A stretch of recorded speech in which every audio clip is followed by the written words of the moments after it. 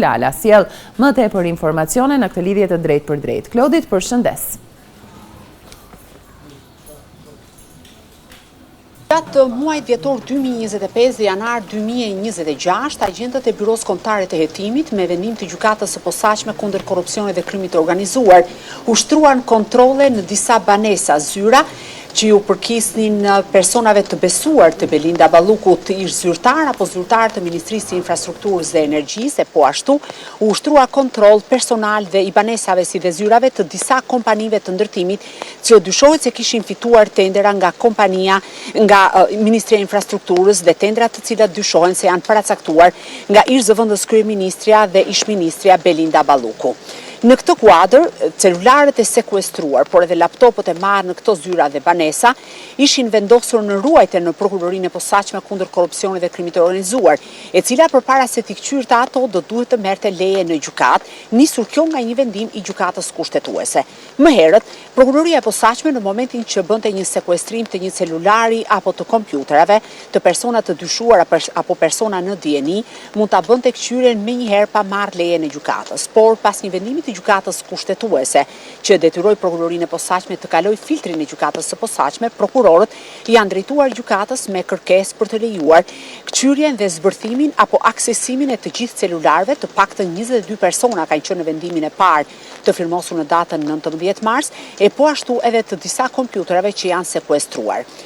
Nisur nga kjo kërkesë, gjyqtari i posaçëm Erion Çela ka njoftuar të gjithë personat nën hetim, sikurse është Erald Elezi, ish administrator i Kesh, apo Gentian Gjyli, ish kreu i Autoritetit Rrugor Shqiptar, si dhe personat besuar të Belinda Ballukut, sikurse kanë qenë drejtoresha juridike, ish shefja kabinetit apo ish sekretarja e përgjithshme, si dhe zyrtar të tjerë të lartë të Ministrisë së Infrastrukturës dhe Energjisë, e po ashtu edhe biznesmenët, dhe ka kërkuar që të japin qëndrimet e tyre lidhur me këtë kërkesë të SPAK. Avokatët e të pandehurve apo personave që janë në dieni e kanë kundërshtuar kërkesën e SPAK, duke arsyetuar se mund të kërkohen të dhëna vetëm në lidhje me çështjen konkrete, pra për hetime që po kryhen ndaj tyre, ndërkohë që nuk mund të aksesohen të dhënat e tjera në telefon që mund të shërbejnë si indicia apo prova për hetimin, hapjen e çështjeve të reja apo dosjeve të reja. Megjithatë,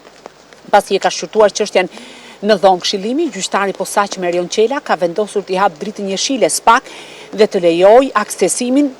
e të dhënave në celular apo kompjutere që janë sekuestruar për gjatë kontrolleve në dhjetor 2025 dhe janar të 2026 dhe të dhënat që do të përftohen nga këto celular, por po ashtu edhe nga kompjutere, do t'i bashkangjiten dosjes së Belinda Ballukut, ish zëvendës kryeministre dhe ish ministre e Infrastrukturës dhe Energjisë, e cila është e pandehur sa i përket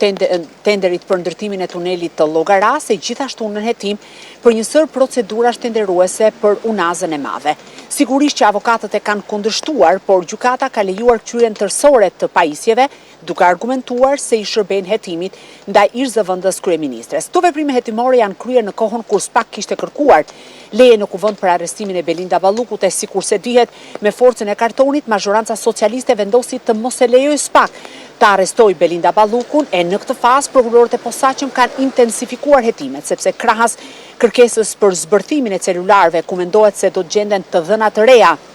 apo prova të reja, jo vetëm ndaj ish zëvendës kryeministres, por edhe personave të bashkëlidhur apo zyrtarëve të tjerë të Ministrisë së Infrastrukturës dhe Energjisë, si dhe biznesmenëve të ndryshëm, lista e të cilëve është e gjatë dhe që kanë fituar tendera pranë institucionit që drejtonte Belinda Balluku, por mund të ketë edhe të dhëna që mund të shërbejnë për hetime të reja. Paralelisht me këtë zhvillim, në gjykatën e posaçme që ka ndodhur pikërisht ditën e njëjtë, më datë 19 mars, dhe ky vendim ju është vënë në dispozicion palëve dhe është duke u analizuar edhe nga prokurorët e posaçëm, në gjykatën kushtetuese pritet po ashtu të ndodhë një zhvillim i rëndësishëm. Eviz Berberi, ish kreu i Autoritetit Rrugor Shqiptar, i arrestuar më herët për veprat penale të korrupsionit, pastrimit parave dhe fshehjes së pasurisë, sepse kontrollonte në mënyrë të tërthortë një kompani të cilën e ushqente me tendera në institucionet ku ai punonte dhe që ndodhet i arrestuar, ka kërkuar në gjykatën kushtetuese krahas shfuqizimit të masës së sigurisë arrest në burg edhe pa përdorshmërinë e bisedave telefonike ose të mesazheve të shkëmbyera me persona të tjerë, përfshirë edhe ish zëvendës kryeministre Belinda Balluku. Mesazhet me Eviz Berberin janë edhe prova më fortë që ka deri më tani SPAK sa i përket ish zëvendës kryeministres dhe ish ministres së infrastrukturës.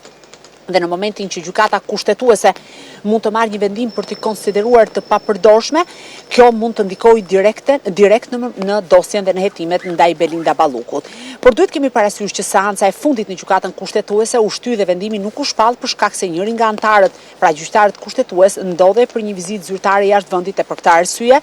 seanca u shty për në datën 26 mars, por ndërsa prokurorët janë duke pritur me interes të vendim të gjykatës kushtetuese, Erion Qela, gjyqtari i posaçëm, ka vendosur të lejojë aksesimin e të gjithë pajisjeve kompjuterike dhe bëhet fjalë për një mal me celulare dhe pajisje kompjuterike, të cilat mund të sjellin prova dhe fakte të reja jo vetëm ndaj Belinda Ballukut, por edhe personave të tjerë. Po Nisida. Faleminderit Klodi për gjitha detajet e përcjella.